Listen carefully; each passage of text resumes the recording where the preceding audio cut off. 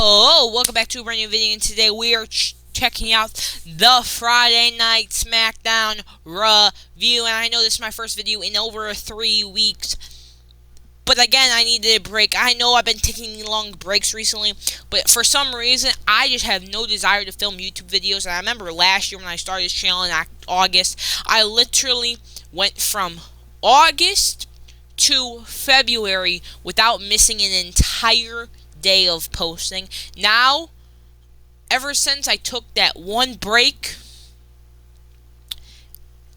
I just get that it feels nice to not worry about it. I should never took that one break, because if I never took that one break, I would have 110% continued of not missing a review.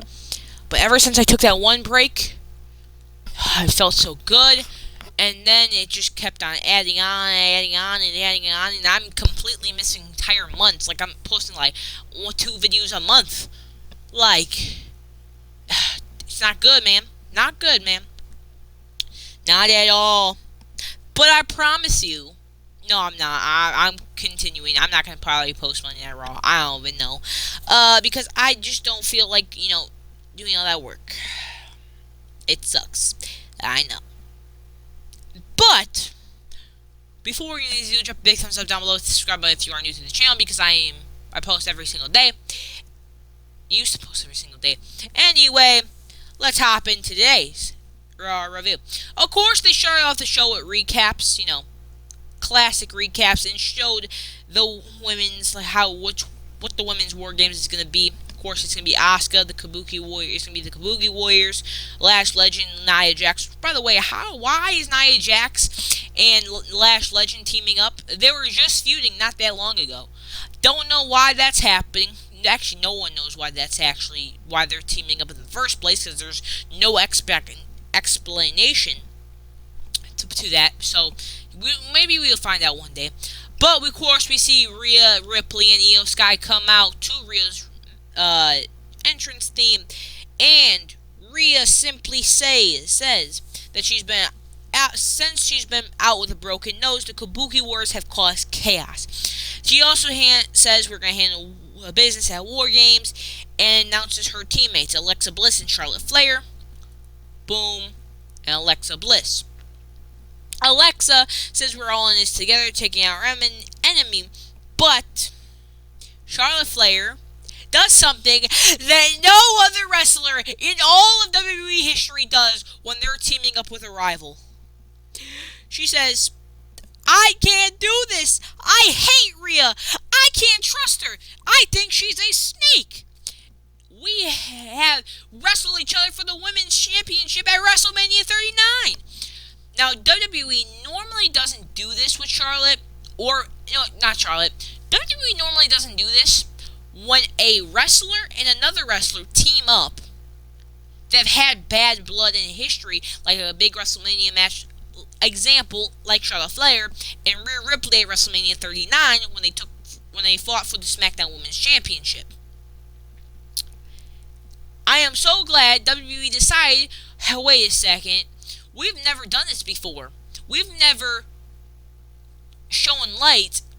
We've always just teamed up enemies for no real reason at all, without giving an explanation how they decided to put their bad blood away, really.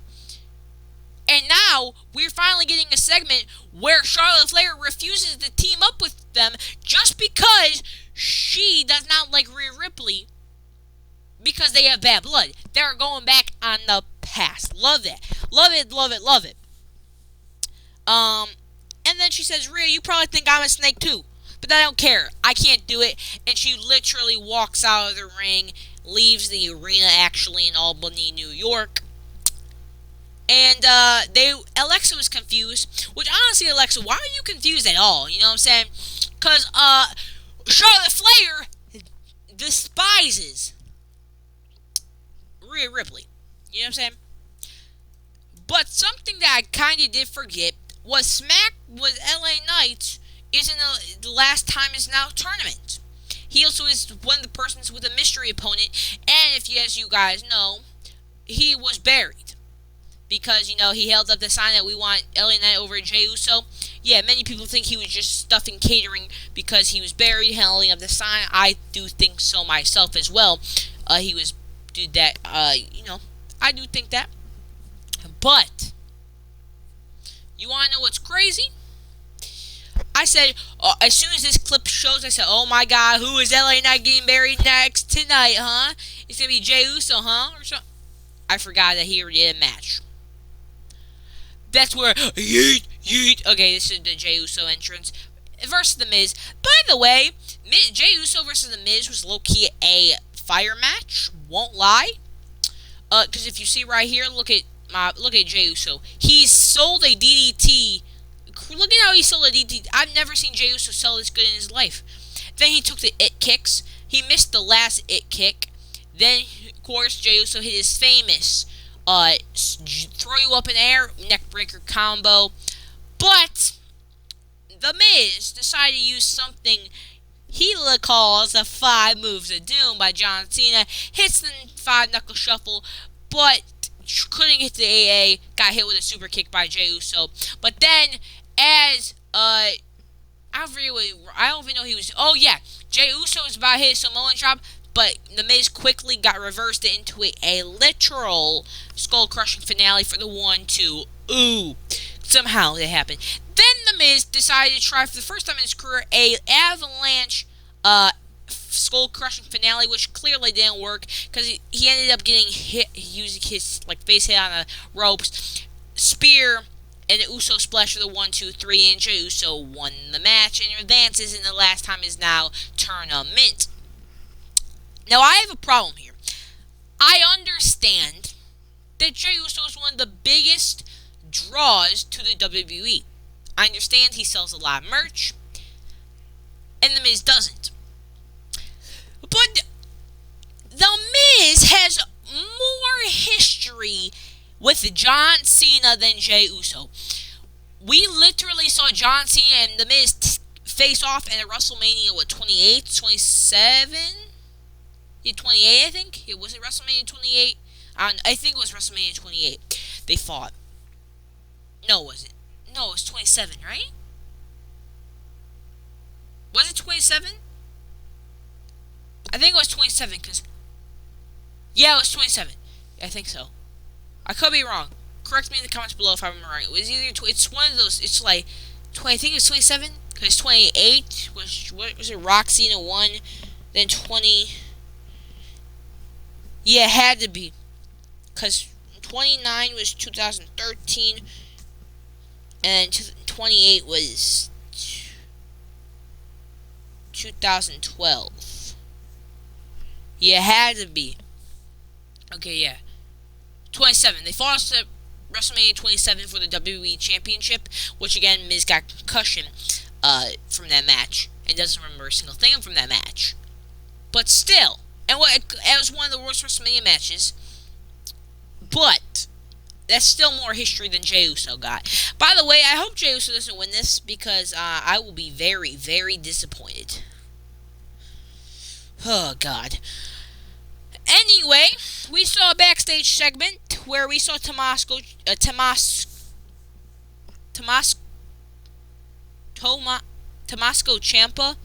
Tommaso? It's Tommaso? Why am I feel like I'm messing his name up. Tommaso Ciampa asked Ilya why he couldn't challenge him for the United States Championship, even when he accepted the open challenge, and, you know, Ilya denied and gave it to Johnny Gargano. Ilya said that when he took the honor to do the United States Open Challenge, he wasn't giving it to people like him, who are not honorable.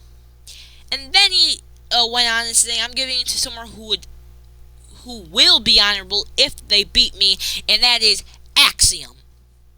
By the way, fire match. That's what happened. Then, GM Nick Aldis was going to his office and saw Paul Heyman and Bronson Reed at his door. After he came back from commercial break, we saw Nick Aldis call security to escort them out of the building. But before that, he saw the contract that Paul Heyman had, saying that he could go to any brand, anywhere to WWE superstar for War Games at Survivor Series. Nick Aldis for the contract and said this could have been done through an email. But before they left, the American Nightmare, the Ghoster, the GOAT, the WWE United Undisputed Champion, Cody Rhodes, came over and got a little beef with Bronson Reed, which turned into a match for the Undisputed Championship. So Cody defended his championship against Bronson Reed tonight. So, can we give a round of applause for the GOAT, Cody Rhodes, man? We better be giving this a round of applause, man. Better. But we did see Ilya Dragunov versus Axiom, which was a fire match. We saw both of these men hit as hard as physically possible. Like when Ilya went for the H-bomb, he got hit into it like an armbar type thing. He even got kicked in the stomach. But then somehow we ended up out here. Ilya started hitting him in the back, touching his butt too a little weirdly. Of course, we saw Ilya hit the classic jumping senton, which, again, I don't like it, but it always looks clean. I don't know. But then we see Axiom give some kicks to the face, a nasty boot to the side of Axiom's face that took him down off his feet. Of course, we saw this crazy backflip DDT from the top rope that Ilya sold like he just died.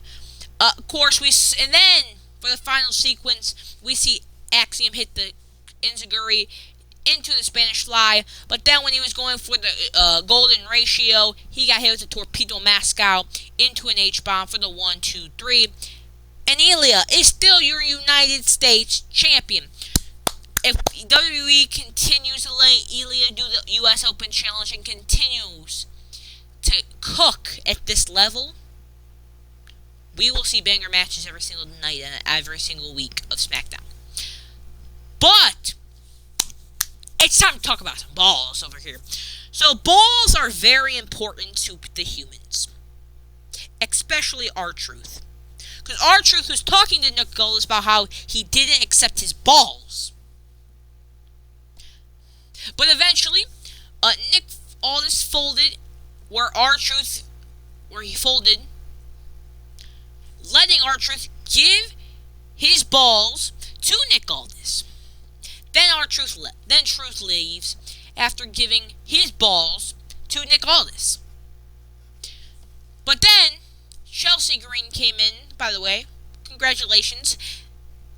We finally got her second term locked and loaded. Again, I pledge my allegiance to the Chelsea Green. Again, she's my president. Let's go, Chelsea. Anyway, she comes in with the elbow fire, asking where's her championship celebration, why she didn't get pyro last week, or the first time she won it back in December of 2024. And then she knows that Nick canceled them, which why would you cancel them, Nick Aldis? That's disrespectful of you. Canceling the United States champion, Miss Chelsea Green. That's disrespectful of you, Nick Aldis. And then she said, all will be forgiven if it could happen next week. And then Nick said, fine, you can have it next week. But you have to do one thing for me. Can you hold these balls? So she held the balls, and she said, Elba Fire and Chelsea Green said these are nice balls.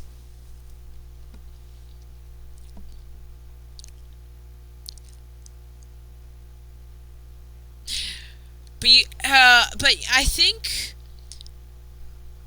those aren't the balls she was talking about. You know what I'm saying? You see the way she's dressed, and she's getting ready for a championship celebration or something big. I don't think this is what she was getting ready for. I think she was getting ready for those Zack Ryder balls.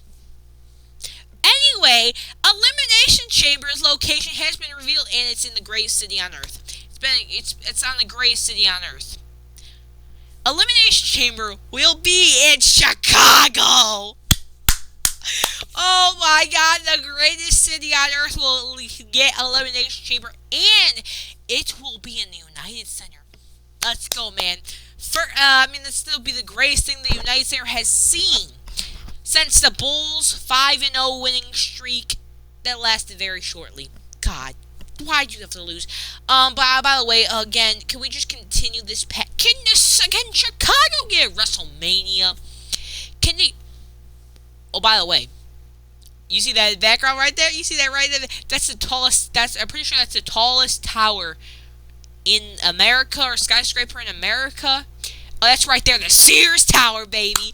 Yeah, by the way, if you call it the Willis Tower, you are weird. You are actually gay. Yeah, you listen to me. For some reason, Sami Zayn came out in that bum-ass shirt of his. And then we saw, of course, the crazy... By the way, why is he looking like this, bro? What is he on? What type of steroids is he taking, buddy? But anyway, I'm not really sure what's happening. But, okay, so Sami Zayn brought his people out, which was Shinsuke. I forget who else is in this group, too.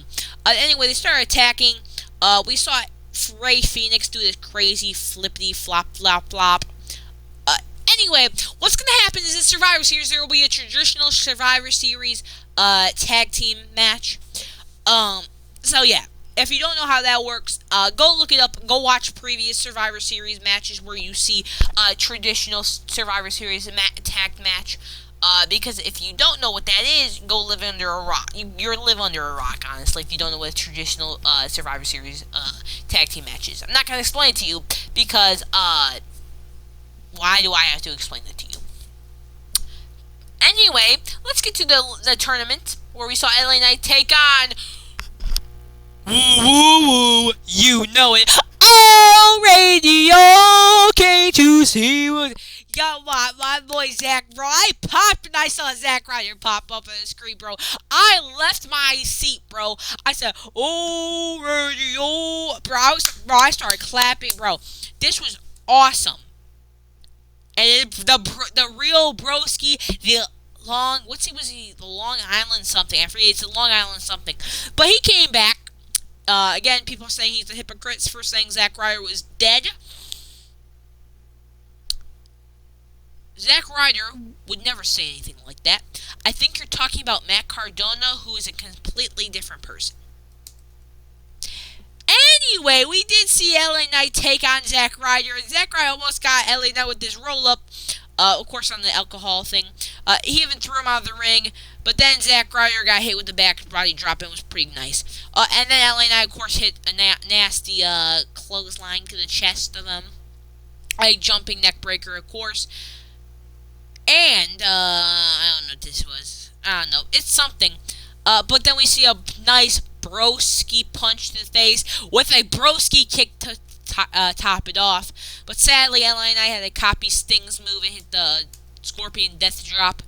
I don't know what that was. I forget what that was. But LA Knight did get hit with that Rough Rider. You know what I'm saying? With the 1-2 Then Zack Ryder tried to avalanche Rough Rider, but he got caught into a powerbomb. And then a BFT. And sadly, LA Knight advanced. I know LA Knight's one of the biggest stars right now. But why couldn't we give it to the broski, man? Why couldn't we give it to woo Zack Ryder? You know it. Like, why couldn't we give it to him? Anyway, the Women's War Games match people are still going off because they are still fighting. Hey, hooray. And then we had this pointless match where BFAB took on Jade Cargill for the... And by the way, Jade Cargill gave some weak power bombs. I don't know if it was Jade Cargill's fault exactly, because if you look here, BFAB was clearly putting her foot down to probably make it a little bit worse. But this match ended up being 2 minutes long, and it was a jaded, so yeah, we know who won. Then we got our next matches for the first round of the Last Time Is Now tournament, which is going to be Penta versus Finn Balor and Bronson Reed versus Carmelo Hayes. My predictions are going to be Penta and Bronson. And then we start Cody Rhodes defend his championship against Bronson Reed, who he got hit with a nasty Super Cody cutter. And then once Cody Rhodes was trying to go for a dive outside, he got caught with the forearm. Sends Bronson Reed to over the top barricade, but Logan Paul and the Vision got involved, taking out Cody Rhodes. But then And the match ended up in a DQ situation. The Usos gave a double super kick to Braun Breaker, double super kick to Logan Paul, and a 1D to finish him off.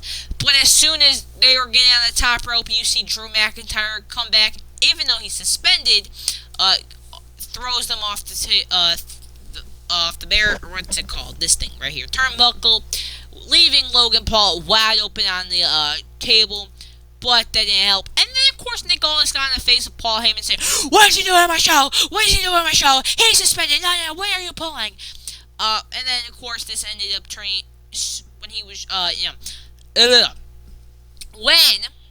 Jey Uso was trying to put Drew McIntyre through the table, he got hit with a nice kick to the face. Ended up getting speared through the table by himself by Braun Breaker. And then when Jimmy was taking on Drew, he got hit with a one lucky punch by Logan Paul. Then Cody came back, got hit with a flash Claymore kick and a tsunami to finish that off. In the Vision, we're standing tall with Drew McIntyre and Logan Paul. So my question is, why? Also, by the way, I don't know if you know this, Jimmy Uso is now in the War Games match. I don't know how to feel about that. You know, I just don't know how to feel about that, man. I really don't. But everything happens to a reason. And yes, Zack Ryder's back. Woo, woo, woo.